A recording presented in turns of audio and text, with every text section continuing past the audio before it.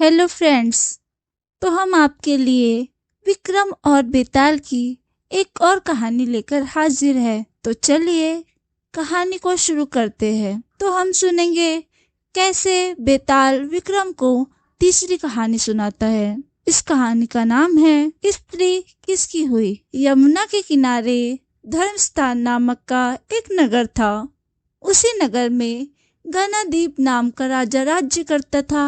उसी में केशव नाम का एक साधु भी रहता था। साधु यमुना के किनारे जप तप किया करता था। उसकी एक लड़की थी जिसका नाम मालती था। वो बड़ी खूबसूरत थी। जब वो शादी के लायक हुई तो माता पिता और भाई को चिंता हुई। एक दिन संयोग से साधु किसी के घर गया। वहां उसे एक लड़का बहुत पसंद आया। उसने सोचा कि वो उस लड़के से अपनी बेटी का ब्याह करेगा।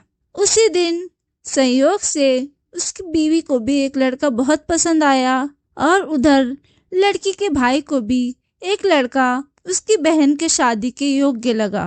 कुछ समय बाद बाप बेटे इकट्ठे हुए तो देखते क्या है कि वहां पर तीसरा लड़का पहले से ही मौजूद है। दो उनके साथ आए थे। अब क्या करे। वो बड़ी सोच में पड़ गए कि अब किया क्या जाए। देवयोग से हुआ ये कि लड़की को सांप ने काट लिया और वो मर गई। उसके बाप और भाई और तीनों लड़कों ने बड़ी भाग दौड़ की। जहर झड़वाने वाले को भी बुलाया गया पर कोई नतीजा ना निकला। सब अपनी अपनी करके चले गए। दुखी होकर वो उस लड़की को शमशान ले गए और क्रियाक्रम कर आए। तीनों लड़कों में से एक ने तो उसकी हड्डियां चुन ली और फकीर बनकर जंगल में चला गया। दूसरे ने राख की गठरी बांधी और वहीं झोपड़ी डालकर रहने लगा। तीसरा योगी होकर देश देश घूमने लगा। एक दिन की बात है, वो तीसरा लड़का घूमते घूमते किसी नगर में जा पहुंचा और वहां एक भले आदमी का मेहमान बना।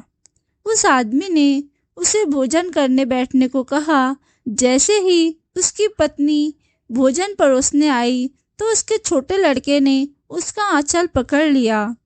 उसकी बीवी ने आंचल छुड़वाने की बहुत कोशिश की पर उसका बेटा था कि आंचल छोड़ता ही नहीं था।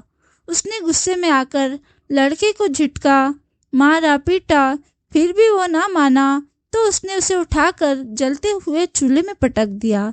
लड़का जलकर राख हो गया। साधु बना लड़का बड़ा दुखी हुआ।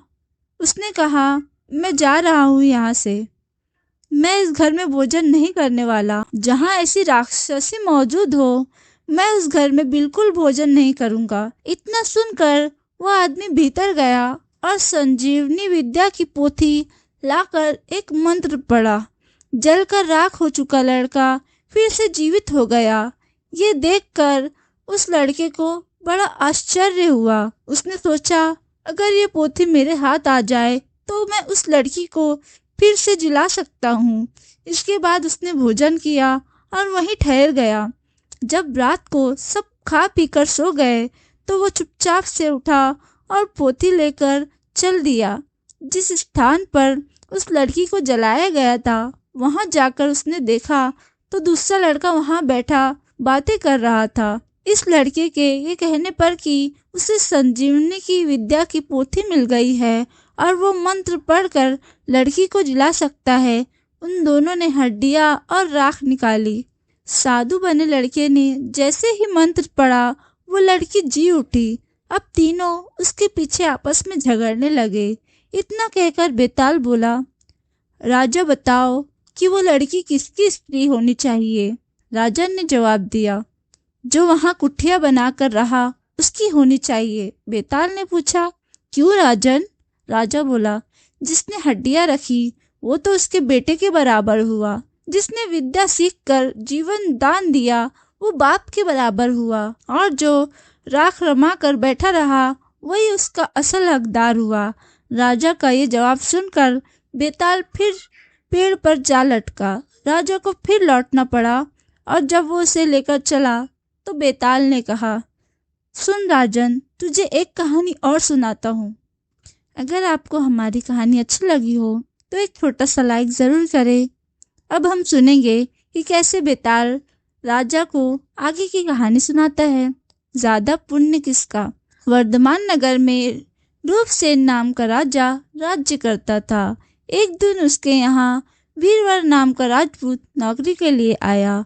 राजा ने उससे पूछा कि उसे खर्च के लिए क्या चाहिए, तो उसने जवाब दिया 1000 तोले सोना। ये सुनकर राजा को बड़ा आश्चर्य हुआ। राजा ने पूछा तुम्हारे साथ कौन कौन है। उसने जवाब दिया मेरी स्त्री, बेटा और बेटी। राजा को और भी अचंभा हुआ। आखिर 4 लोगों के घर में इतने धन का यह आदमी क्या करेगा। फिर भी उसने उसकी बात मान ली। उस दिन से वीरवर रोज 1000 तोले सोना भंडारी से लेके अपने घर आता। उसमें से आधा साधुओं को बांट देता, बाकी 2 हिस्से करके एक मेहमानों, वैरागियों, सन्यासियों को देता और दूसरे से भोजन बनवा कर पहले गरीबों को खिलाता। उसके बाद जो बचता उसे स्त्री बच्चों को खिलाता और खुद खाता। उसका काम ये था कि शाम होते ही ढाल तलवार लेकर राजा के लिए चौकीदारी करता। राजा को जब कभी रात में ज़रूरत होती वो हाजिर रहता।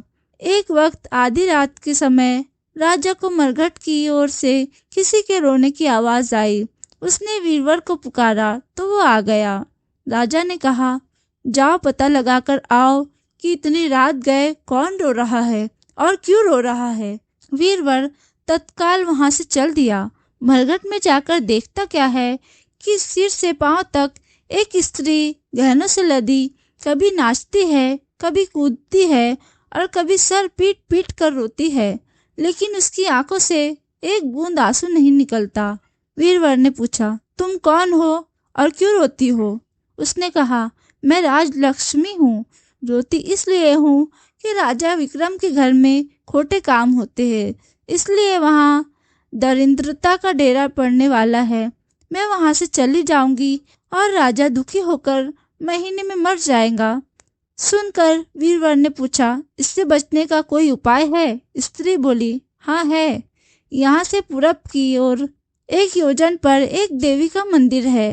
अगर तुम उस देवी पर अपने बेटे का शीश चढ़ा दो तो विपदा टल सकती है। फिर राजा 100 बरस तक बेखटके राज करेगा। वीरवर घर आया और अपनी स्त्री को जगाकर सब हाल कह दिया। स्त्री ने बेटे को जगाया। बेटा भी जाग पड़ा। जब बालक ने बात सुनी तो वो खुश होकर बोला आप मेरा शीश काट कर जरूर चढ़ा दे। एक तो आपकी आज्ञा, दूसरे स्वामी का काम, तीसरा ये देह देवता पर चढ़े, इससे बढ़कर बात क्या होंगी। आप जल्दी करें। वीरवर ने अपनी स्त्री से कहा अब तुम बताओ। स्त्री बोली स्त्री का धर्म पति की सेवा करने में है। चारों जन देवी के मंदिर में पहुंचे। वीरवर ने हाथ जोड़कर कहा हे देवी, मैं अपने बेटे की बलि देता हूँ। मेरे राजा की 100 बरस की उम्र हो। इतना कहकर उसने इतनी जोर से खंडा मारा कि लड़के का शीश धड़ से अलग हो गया। भाई का ये हाल देखकर बहन ने भी खंडे से अपना सिर अलग कर डाला। बेटी बेटा चले गए तो दुखी माँ ने भी उन्हीं का रास्ता पकड़ा और अपनी गर्दन काट दी। वीरवर ने सोचा कि घर में कोई नहीं रहा तो मैं जीकर क्या करूँगा। उसने भी अपना सिर काट डाला। राजा को जब ये मालूम हुआ तो वो वहाँ आया। उसे बड़ा दुख हुआ कि उसके लिए 4 प्राणियों ने अपनी जान त्याग दी। वो सोचने लगा ऐसा राज करने से धिक्कार है। ये सोच उसने तलवार उठा ली और जैसे ही अपना सिर काटने वाला था कि देवी प्रकट होकर उसका हाथ पकड़ लिया। बोली राजन, मैं तेरे साहस से प्रसन्न हूँ। तू जो वर मांगेगा सो दूंगी। राजा ने कहा हे देवी, तुम प्रसन्न हो तो इन 4 को जिला दो। देवी ने अमृत छिड़क कर उन 4 को फिर से जिला दिया। इतना कहकर बेताल बोला राजा बताओ सबसे ज्यादा पुण्य किसका हुआ। राजा बोला राजा का। बेताल ने पूछा आखिर क्यों। राजा ने कहा इसलिए कि स्वामी के लिए चाकर का प्राण देना धर्म है, लेकिन चाकर के लिए राजा का राजपाट छोड़कर जान को तिनके के समान समझकर देने को तैयार हो जाना बहुत बड़ी बात है। ये सुनकर बेताल गायब हो गया और पेड़ पर जा लटका। बेचारा राजा दौड़ा दौड़ा वहां पहुंचा और उसे फिर पकड़कर लाया तो बेताल ने चौथी कहानी सुनाई। अगर आपको हमारी कहानी पसंद आई हो तो इसे लाइक, शेयर और हमें कमेंट करके ज़रूर बताइए।